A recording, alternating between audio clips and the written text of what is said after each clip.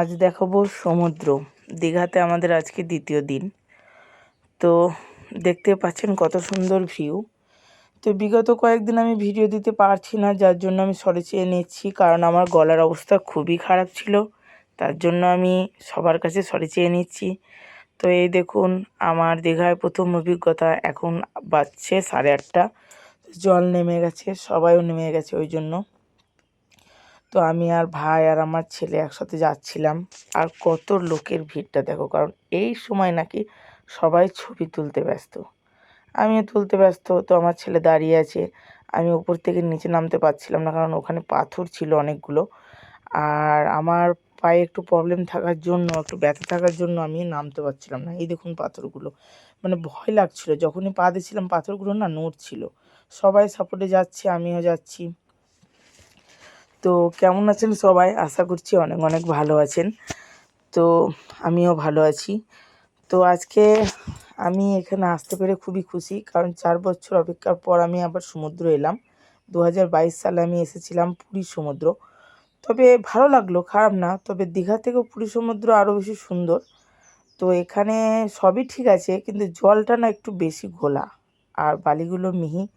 আর আমার পা পুরো কেটে গেছিলো, পা হাত পুরো কেটে বিনাশ হয়ে গেছিলো পাথরের জন্য। এটাই যা। আর এখানে বড় বড় উঁটগুলো আছে, সেই উঁটের পিঠে চাপিয়ে আমি আমার ভাইয়ের একটা ছবি, ওর ছেলের একটা ছবি আমি তুলে নিলাম। কারণ আমার হাজব্যান্ড এখানে আসেনি, ও বাইরে দাঁড়িয়ে ছিল ব্যাগগুলো নিয়ে।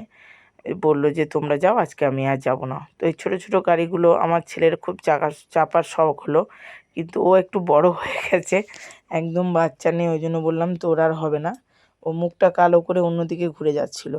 আর আমি যতই এগিয়ে যাচ্ছি সমুদ্রের কাছে, ততই আমার মনটা এত ভালো লাগছে, মনে হচ্ছে আবার কি আমি আসতে পারবো, আর কি কোনোদিন আমি আসতে পারবো। কালকে পুরো 4 ঘন্টা আমি এই সমুদ্রে স্নান করেছি, মানে যেদিন গেছিলাম সেদিনের কথাটা আমি বলছি। তো স্নান করার ফলে আমার গলা একদম পুরো যাচ্ছে তাই অবস্থা, মুখও দেখতে পাচ্ছ। রাত্রে ভালো ঘুম হয়নি। আর রাত্রে মাছ কাঁকড়া খেয়ে আমার ছেলে প্রচণ্ড বমি করেছিল।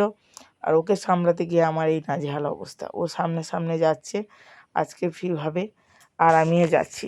আর এই সমুদ্রটাতে এলে আশা করছি সবারই ভালো লাগে। মনে হয় সমস্ত রাগ ক্ষোভ সব সমুদ্রের উপরে ঢেলে দিই, সমুদ্র রাজা সব বয়ে নিয়ে চলে যাবে। জলগুলো ছোটো ছোটোভাবে আসছিল, খুব ভালো লাগছিল। কিন্তু আজকে আর নামতে ইচ্ছে করলো না, কারণ আজকে যাব জগন্নাথ বাড়ি। গতদিন আমি আপনাদের জগন্নাথ বাড়ির ছবিটা দিয়েছিলাম। সমুদ্রটা দেওয়া হয়নি, কারণ আমার গলাটা খুবই খারাপ ছিল, আমার খুব গলা ব্যথা করছিল, কষ্ট হচ্ছিল, যার জন্য আমি দিতে পারিনি।